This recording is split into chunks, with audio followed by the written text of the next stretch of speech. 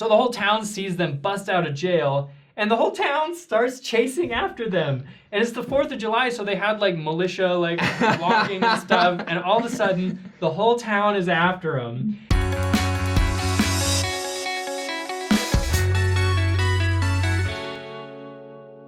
Welcome, guys, to another episode of Saints Unscripted. Today, we're going to talk about some history, right? Some cool history. You know, you may think of church leaders and think, oh, stuffy people in suits and ties, but we're going to prove you wrong.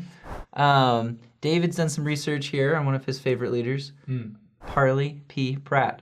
Indeed. There's something humanizing about these stories, and I think they're really funny.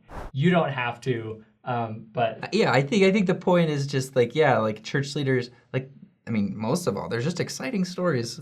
They're pretty exciting stories. And the gospel history, and they're different. They're different, and you kind of had to be like, now the way we preach the gospel now is a little different because it's very like, not like, don't use love and kindness now, but but it's like, we're very conscious of everybody and everything that's going on. Like, we're not trying to offend anybody because we want to build everyone up.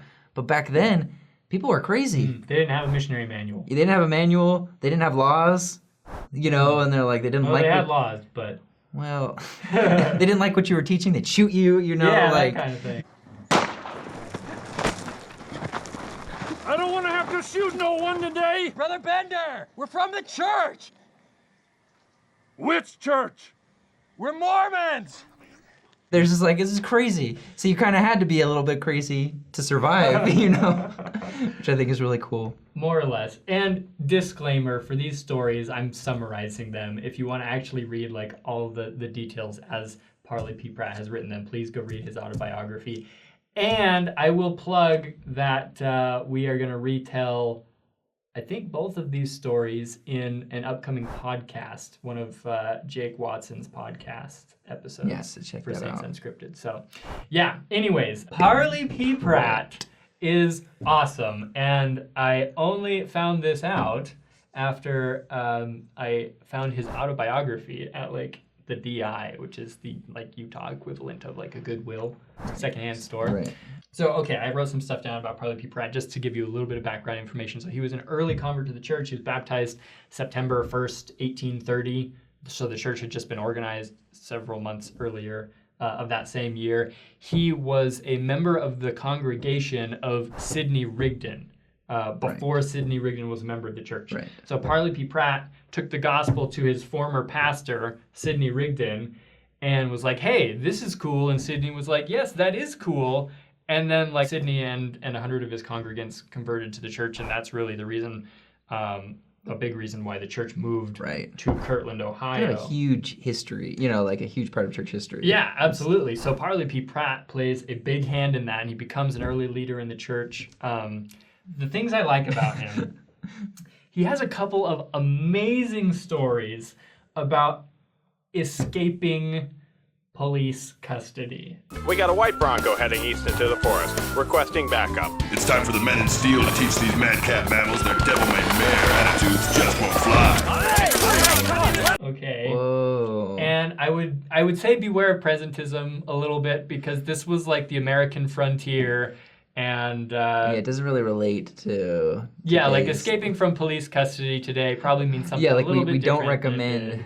Yeah, I don't recommend running from the police. No. And what would happen is a lot of times they would arrest Latter-day Saints, and they would just keep them in jail forever, indefinitely, with no trial. Like, they just never got around to the trial. Right. And so they were like, I'm fed up with this, I'm leaving. And sometimes they would let them leave, like Joseph Smith in Liberty Jail. But anyways, so a couple of quick stories. So Parley Pratt was one of the people that was arrested along with Joseph Smith after the Mormon Missouri War. So Joseph Smith and some leaders get sent to Liberty Jail, which is very famous if you've been a member of the church for long and you've heard about that. We have lots of videos too about like these. Yeah, I'm sure we have. But there were some other leaders that got sent to a jail in Columbia, Missouri. One of those guys was Parley Pratt. So it was the situation where there was just never going to be a trial, and they were just going to be in prison, with no end in sight. And so they were like, you know what, we're busting out of this place. And so what had happened is they had some family visitors come, and they coordinated with them, and they said, okay, it was family and friends. I think it was his brother Orson Pratt, who's another character you should get to know. But so Orson Pratt is like outside the village, in the trees, the tree line, with some horses ready for Parley and these other guys to get there. Parley's in jail, and it's the 4th of July. Okay. Yeah. And so they make this little makeshift flag for the 4th of July, and they hang it from outside their window of this jailhouse. And everybody thinks it's so ironic because, like, you're prisoners, you're making this flag of independence, but secretly they were like, we're busting out, like, this is our independence. This is our independence. Today, we celebrate our Independence Day. So what had been happening in the town is it was the 4th of July, so there'd been all these celebrations and whatnot.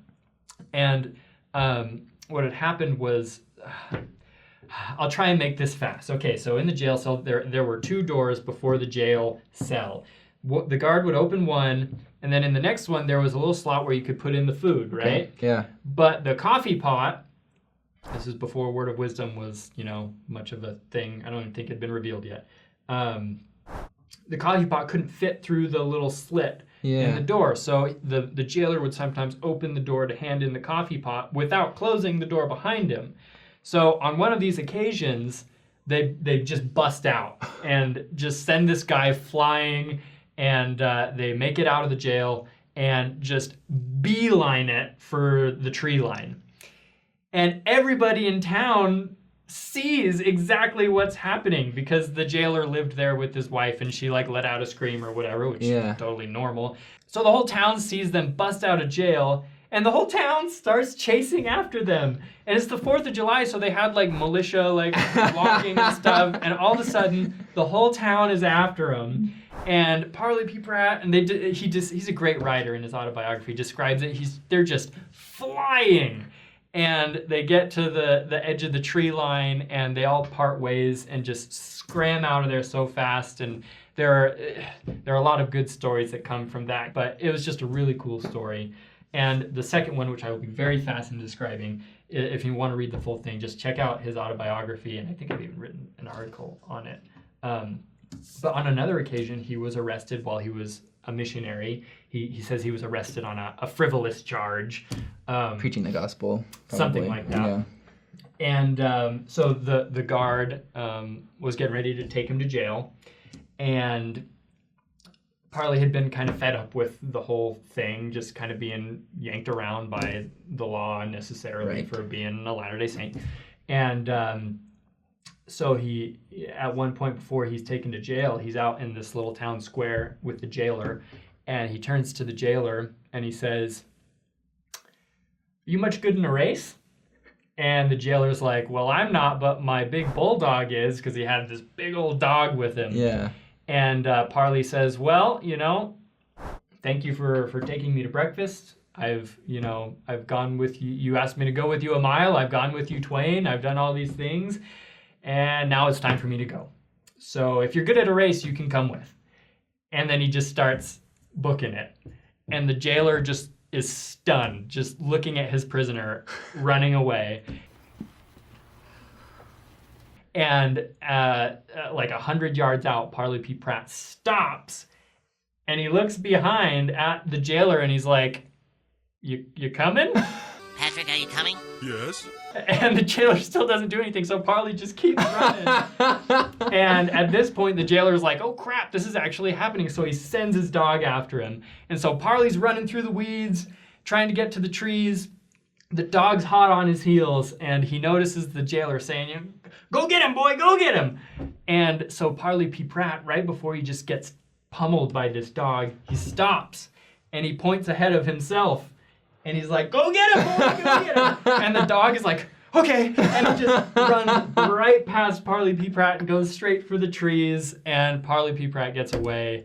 And That's it's just so cool. Yeah, he gets away and he comes across these guys that are like, "Hey, you're Parley Pratt. Preach us the gospel." And Parley Pratt's like, "I would, but I just escaped from the police, so I gotta go." It's so funny. That's like the cool, like quick-witted, you know, like. Yeah, very witty guy. Dude, stories like that. See, stuff like that doesn't happen anymore. It does. It probably shouldn't. And I'm like, I'm glad I've never been imprisoned, you know, but Yeah. also I don't have any cool running away stories because I haven't been imprisoned, so.